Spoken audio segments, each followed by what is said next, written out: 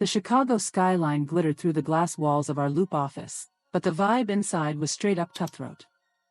I'm Emma Reed, 34, a senior financial analyst at Pinnacle Consulting, a firm that crunched numbers for Fortune 500s.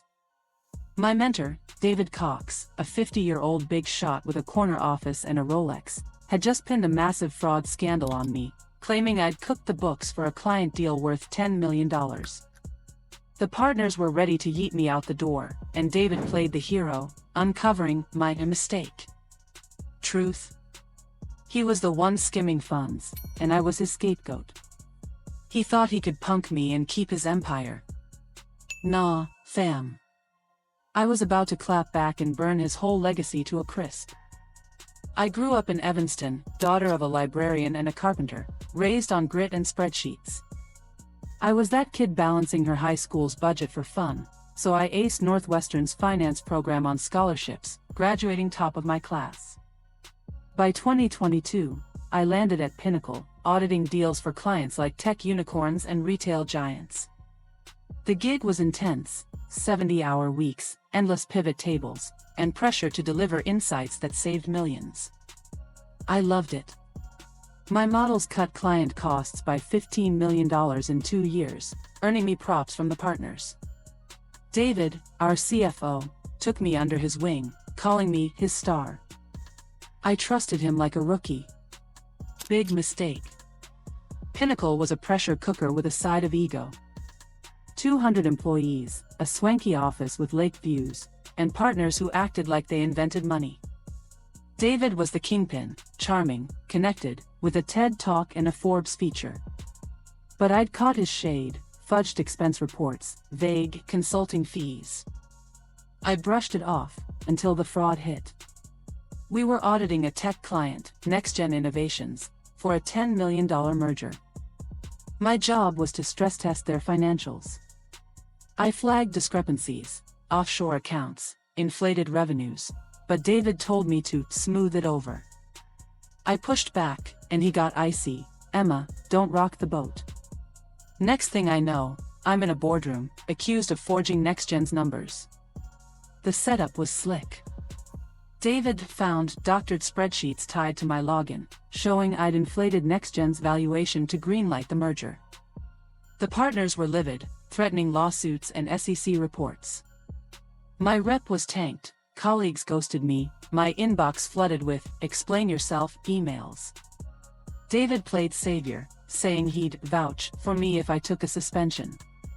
I dug into the server logs and found the truth. He'd used my credentials to alter the files, covering his own skim of $2 million from NextGen's accounts.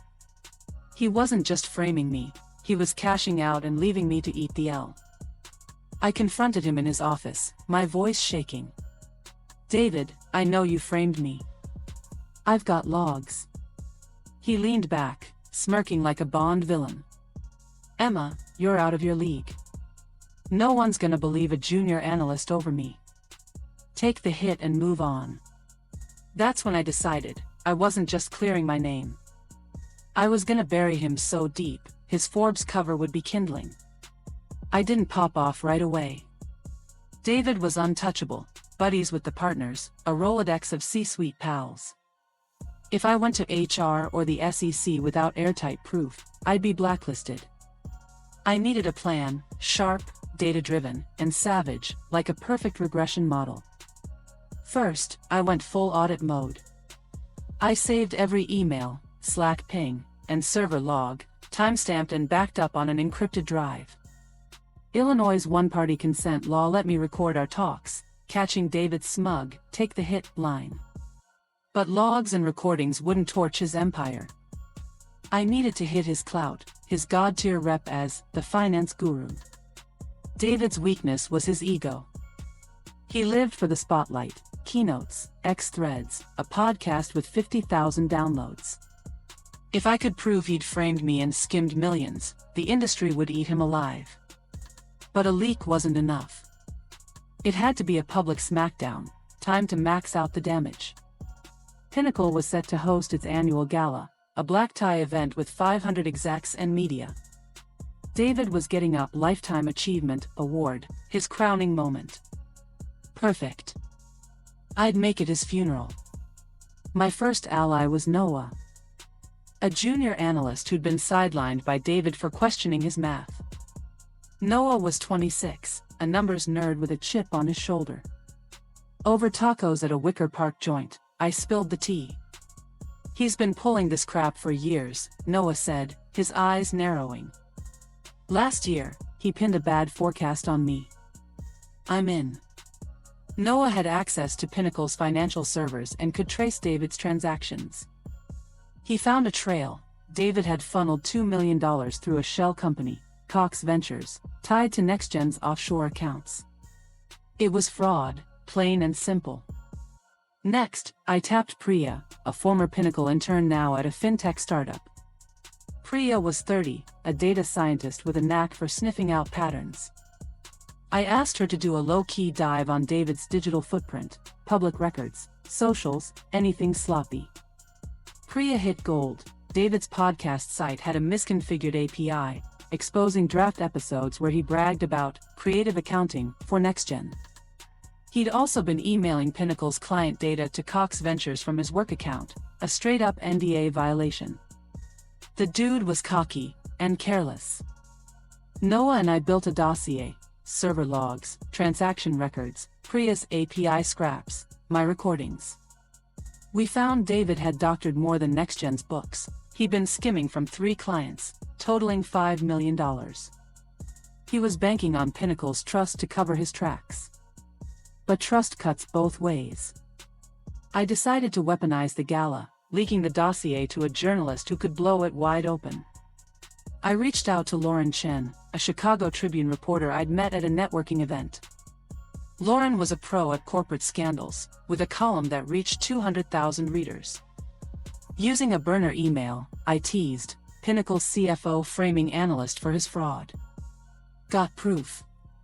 We met in a divey Logan Square cafe, and I handed her a USB with everything: logs, recordings, Noah's transaction trail, Priya's API polls. I stayed anon, calling myself Pinnacle Whistleblower. Lauren's eyes lit up. If this checks out, it's a nuke, she said. You sure you're ready? I nodded, my stomach in knots. I was betting my career, but David had crossed the line. While Lauren vetted the evidence, I set a trap to keep David off balance. I accidentally emailed him a fake audit memo, hinting at an SEC probe into NextGen. Noah CC'd the partners to make it look sloppy. David took the bait, calling an emergency meeting to review compliance.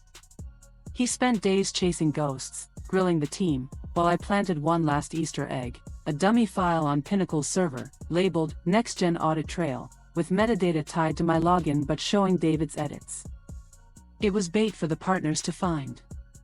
The night before the gala, Lauren's Tribune piece dropped. Pinnacle CFO accused of framing analyst in $10 million fraud. It was a slaughter. Screenshots of David's emails, audio clips of his "take the hit" line, transaction records from Cox Ventures. The Tribune's X post went viral, hitting 500,000 views in hours. #Pinnacle fraud trended, with finance bros digging up David's podcast clips, clowning him. Creative accounting? More like creative stealing. His podcast downloads tanked, and clients started pulling contracts. The gala was a circus. David's award was scrapped, and the partners opened the event with a grim statement: "We're investigating allegations." David showed up, pale as a ghost, trying to schmooze, but execs dodged him like he was radioactive. Noah, anonymously, tipped HR about the dummy file, and the partners found it, confirming David's tampering. They didn't just fire him, they sued him for breach of fiduciary duty, alleging he defrauded clients for $5 million. The SEC opened a probe the next day. Pinnacle's board called me in the next week. I braced for a pink slip, but they offered me David's job, CFO, with a $200,000 salary and equity. Your models were flawless, the lead partner said. We should have listened. I accepted, but only after locking in a raise for Noah and a consulting gig for Priya. David's empire crumbled. His clients bailed, his podcast was cancelled, and Cox Ventures went bankrupt. Last I heard, he was teaching part-time at a community college. His LinkedIn a digital graveyard. I didn't flex, not out loud. But every deal I closed, every boardroom win, felt like a W. I hung Lauren's article in my new office, next to a photo of my Evanston fam. My parents taught me to fight with brains, and I did. Pinnacle landed a $20 million client the next quarter, thanks to my audits. David thought he could frame me out of the game, but I rewrote his story. In the ashes of his empire, I built my own damn throne.